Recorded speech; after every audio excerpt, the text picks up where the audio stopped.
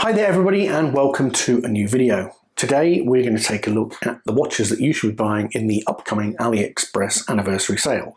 For those of you who aren't aware, Aliexpress has an anniversary sale that kicks off on the 28th of March. It's a once-a-year event and it does present you with the opportunity to get some watches at a slightly deeper discount than what you would traditionally find on that site. Although I must say, any time of the year, these watch prices do go up and down. I have put some links in the description and also in the video so that you can go and make a purchase. But to be clear, I am an Aliexpress affiliate, so I do make a slight commission on any watches that are purchased as a result of clicking on the link. If you would like to do that, the support would be absolutely appreciated. But without further ado, let's get into the watches that I would recommend that you get as part of this anniversary sale. Okay, in no particular order, but this one being probably the one that you should get if you haven't got it already, because I would say it's borderline criminal if you haven't. It's the SD1970 from Steeldive, affectionately known as the Willard Homage, so being because it is a copy or a homage of the watch worn by Martin Sheen in Apocalypse Now, which was the Seiko 6105. Anyway guys, this watch, absolutely fantastic. You're going to pick it up for about, well, in Australian pesos, about 110, something like that, possibly even less. I'll put some clips up to show you what the pricing is now, but as of the anniversary sale, you're probably going to get it for a lot cheaper. Fantastic watch, sapphire crystal, ceramic bezel, Seiko NH35 movement, lume that you can read a book with at night. It's just, you gotta just buy one, okay? Just do it. You got to get it, right? Second, and it is a, well, that's not it actually, it's this one. Okay, so second, by the same brand, and it is a Steeldive, the SD1953. Now, as you can see, I do have this on the green ceramic bezel version. I've also got the black ceramic bezel version, but as you can see, it is a homage to the Rolex Submariner. Now, Submariner clones, love them, hate them. You know, you'll buy if you love them, you won't if you hate them, quite frankly. But this one is a favourite of mine. Again, it's got so much lume that you could read something at night with it. It's just nuclear. Visibility or low light visibility for me is a thing. I just love watches that have got good lume on them, and it's well made. The bracelet is solid, the case is solid, it gives you 200 meters of water resistance, and like I say, it gives you that look of the Submariner for a fraction of the price.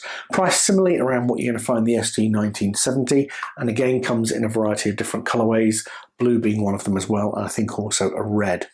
Anyway guys, so that is the SD1953. Next up, we're going to go down the probably the most infamous of the homage brands, I would say, or at least the most recognized, and it's Pagani design. So this is the Pagani design. I call it the Mission to Neptune because it's blue. No other reason, don't even know, is Neptune blue? Sort of a blue colour. Anyway, this watch is essentially a homage to the Speedmaster.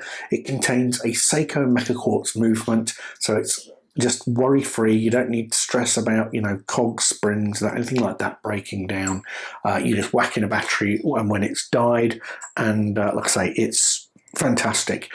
Lume on anything Pagani is absolute shite, but this watch does give you that look of the Speedmaster for a fraction of the price.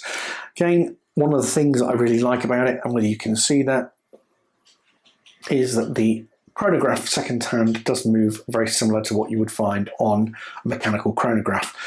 I absolutely despise chronograph watches like this with a central second hand. You press it and it just ticks. It's like, oh, don't even bother. Just don't bother. Anyway, Pagani design, PD 1701, I think it is. I maybe be wrong on that, but again, I'll put a link in.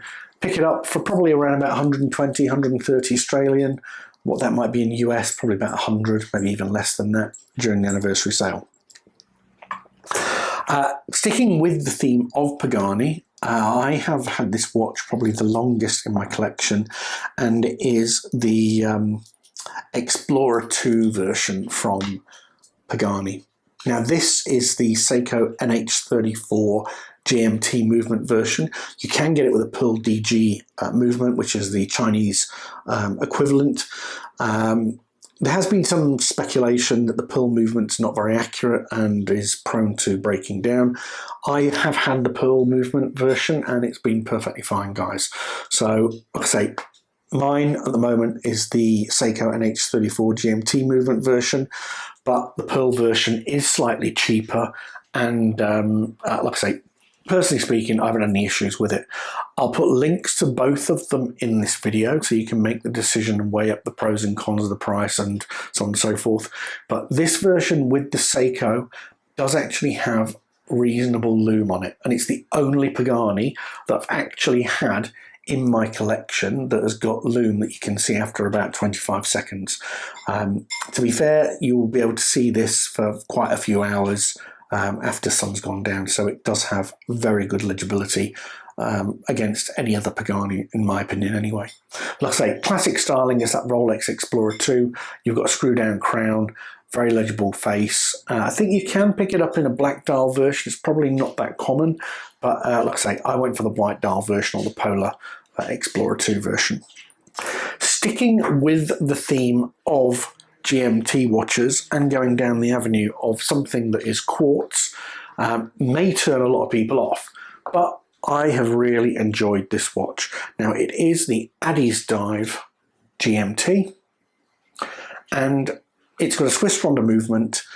Yes, it is a quartz, so it ticks, so it doesn't have that sweeping movement that you find on an automatic. But that to me says reliability. It says no fuss.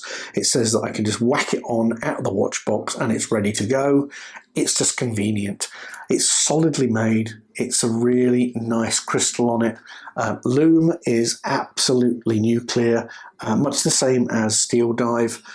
Very nice watch, and it's got this really beautiful flat sort of finish on the dial. I don't know whether you can see that or not.